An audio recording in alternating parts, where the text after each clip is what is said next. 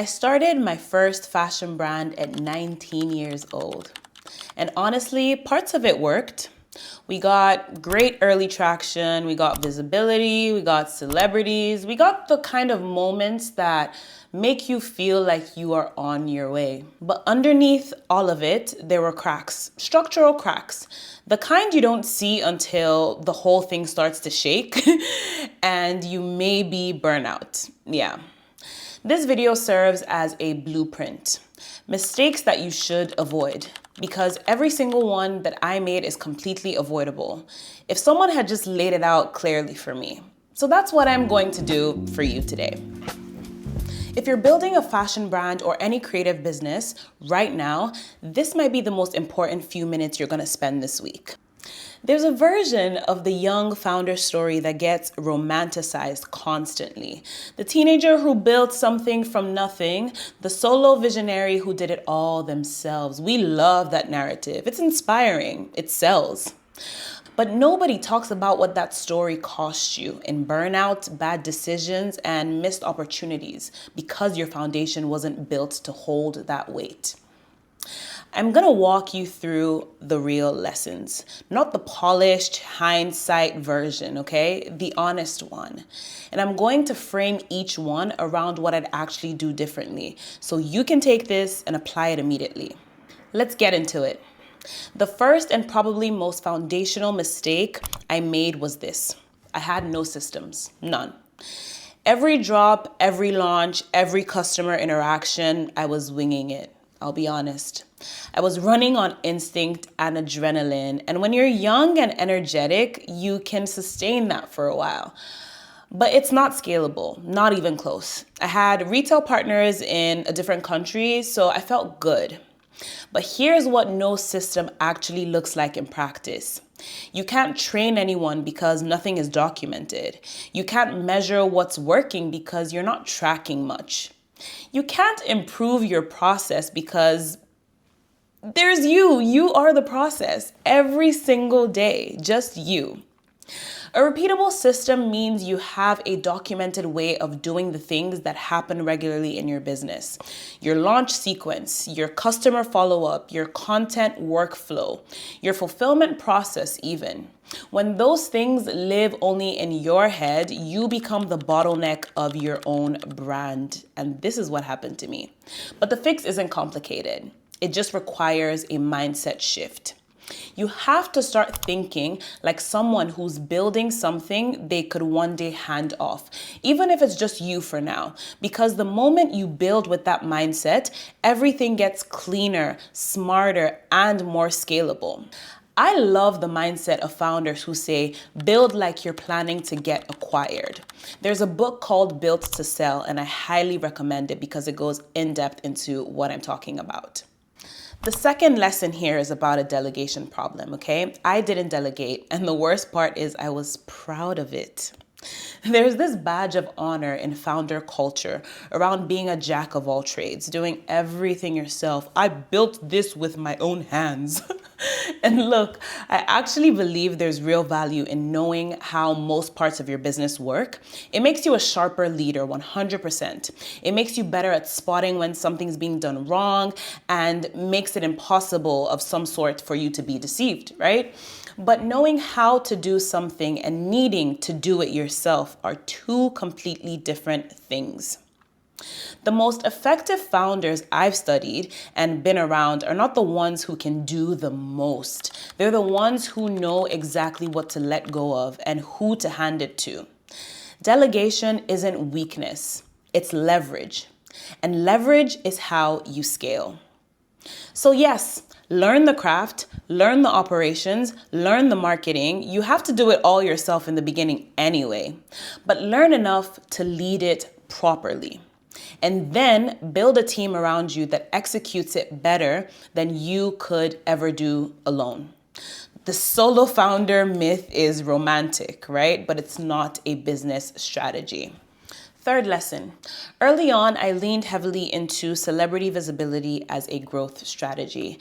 And I want to be measured about how I say this because celebrity placement and high profile visibility can absolutely be valuable. It creates social proof, it opens doors. But here's what I didn't understand at the time. Borrowed attention is not the same as built loyalty. When a celebrity wears your brand, you get a spike. You get a moment. And if you don't have the infrastructure to convert that moment into a relationship, into a repeat customer, into a community, it ends up evaporating. The spike can come down and then you're chasing the next one, almost like a weird continuous cycle. The brands that last are built on repeatable customers, people who come back, telling others and feel genuinely connected to what you stand for as a brand. That is your real asset. Not the moment, the relationship that you build. Celebrity and influence can be part of your strategy, but it cannot be the foundation. Fourth lesson, and this one stings a little. I had people's attention, I had traffic, I had great organic sales in the beginning. I mean, I literally paid nothing for marketing, thank God.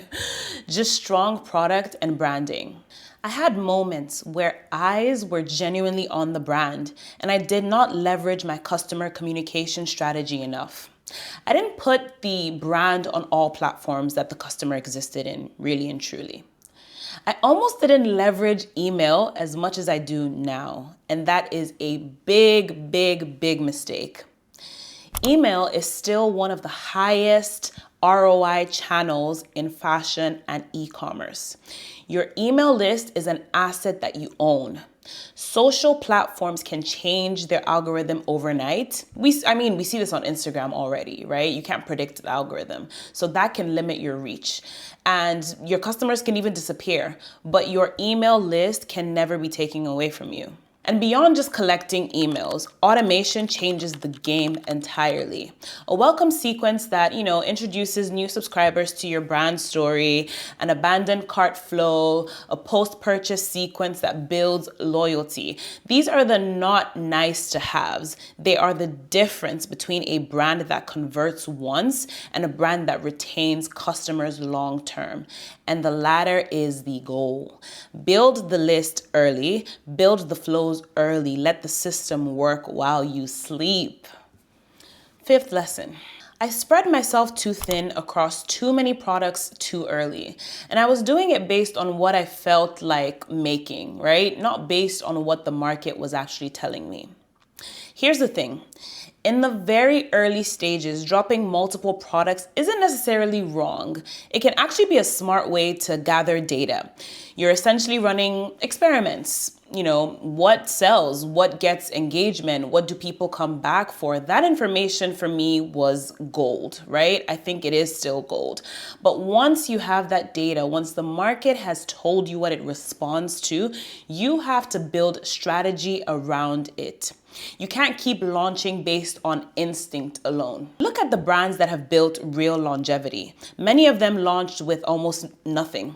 Odd Muse launched as a brand anchored in one single product, I believe it was a blazer, and built an entire world of trust and identity around it before it started expanding. Cult Gaia gained fame specifically for their Arc bag in 2016 before diversifying. And the Gaia dress took Kai Collective off the charts. The lesson: fewer products done exceptionally beats a wide catalog done inadequately. Core pieces, strong identity, let the customer know exactly what you stand for before you try to be everything to them. Design school teaches you to trust your creative instincts, and I am genuinely grateful for that training. It gave me a strong point of view and a real eye for craft. But there's something design school doesn't always emphasize enough: commerciality. I was making garments based on what excited me creatively, what I wanted to wear, what felt interesting to me, and that's a beautiful starting point, but it cannot be the ending point. The question that should sit at the center of every design decision is, what does the customer actually need? Not just aesthetically, but functionally, emotionally, aspirationally. Why will this piece earn a place in their wardrobe? What does it say about who they are? Creativity and commerciality are not opposites. The most successful creative founders have learned to hold both at the same time. Your vision drives the aesthetic, the customer's needs drives the decisions. I was treating my brand like a hobby with a business name. No consistent working hours, no weekly reviews, no goals I was really measuring against. And to my defense, the first couple of years, I did have a full-time corporate job. So I treated this business as a hobby on the side. I was creating when I felt inspired and coasting off when I didn't. And that is a completely unsustainable operating mode for a real business. Discipline is not the enemy of creativity. It is the container that lets creativity actually produce results. Only if I knew this sooner. The most creatively prolific founders I've studied are almost all deeply structured in how they work. The creativity flows because of the structure, not in spite of it. They protect their time, they review their numbers, they show up even when they don't feel like it. If you want to be taken seriously as a business, you have to start treating it like one, starting with how you treat your own time. I hope these lessons have been valuable to you, and share it with a creative friend or a business friend who needs it. Thank you so much for watching, and remember, you are built different, built to last. I'll see you in the next one.